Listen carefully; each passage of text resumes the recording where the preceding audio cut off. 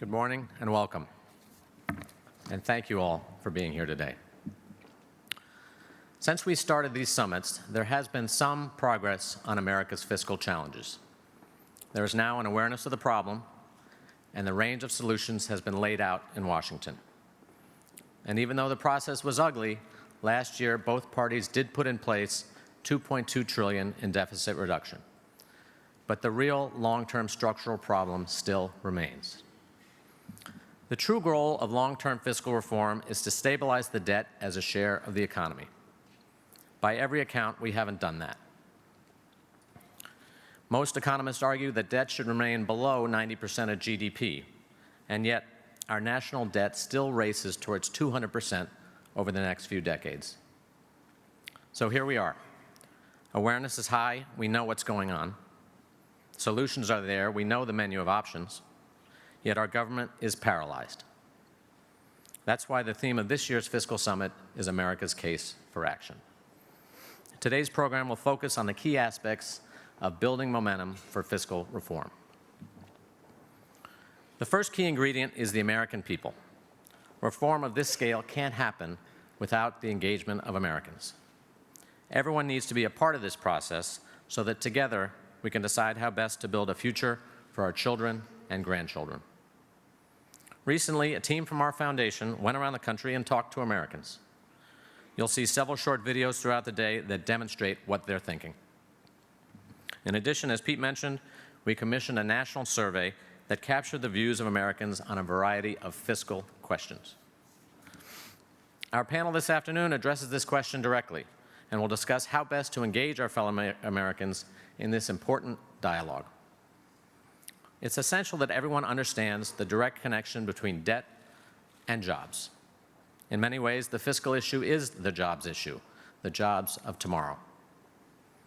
That's because the projected increases in government debt are so large that it could crush our future economy. Put simply, the more we borrow to fund deficits, the less we will have to invest in the future.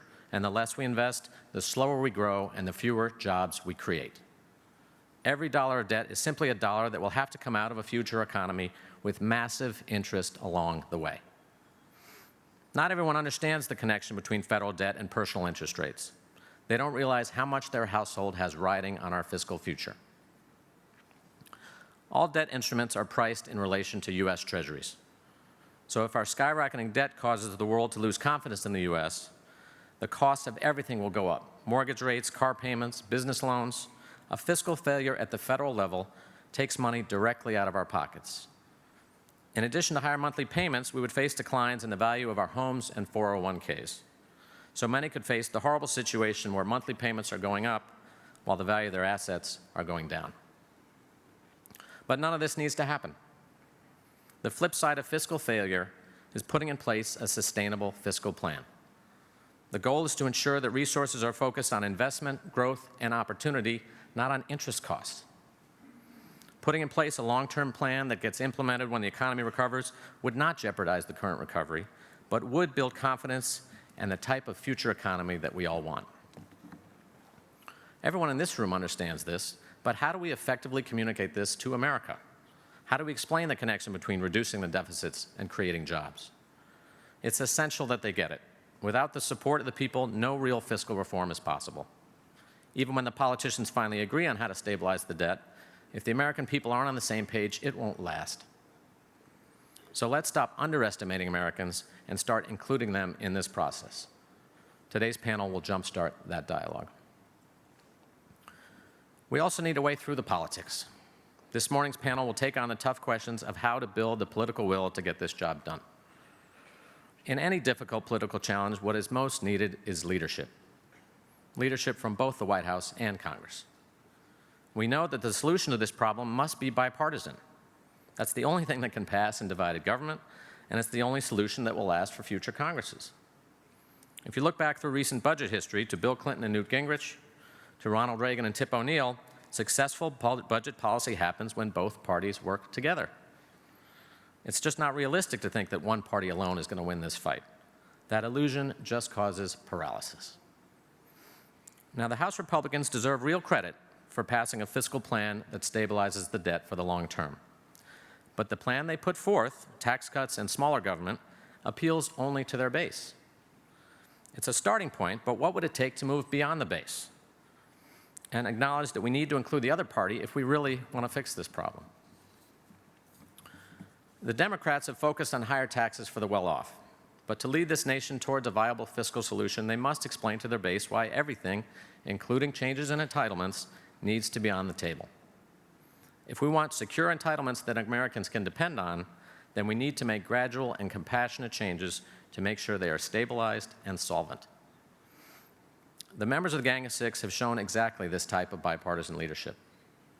They deserve great credit for the courage they have displayed in supporting a plan that reflects cooperation and for advocating for progress rather than perfection. No one thought the Simpson-Bowles plan was perfect, even those who supported it.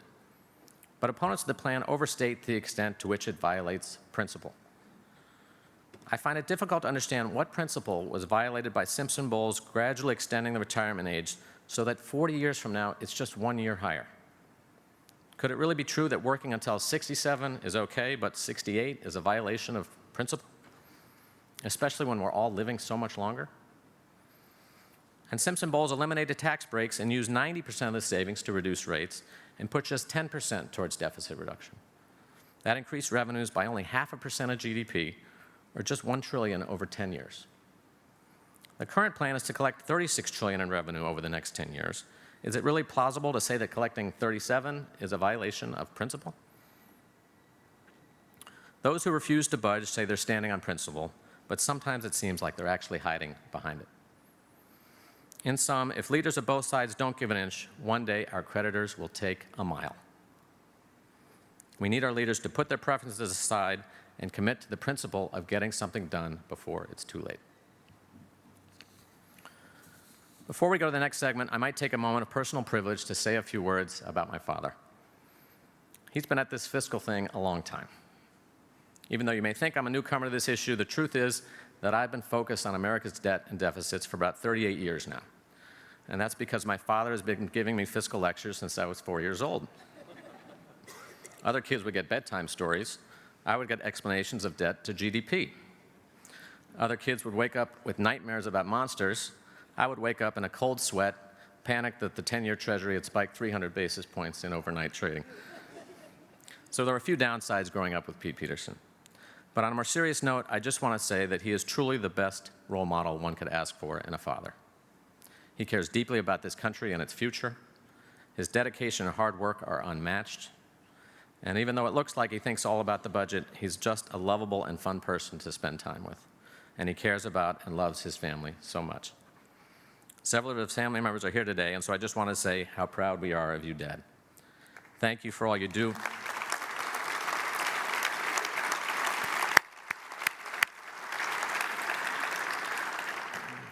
Thank you for all you do for us as a father, and thank you for what you're doing for this nation.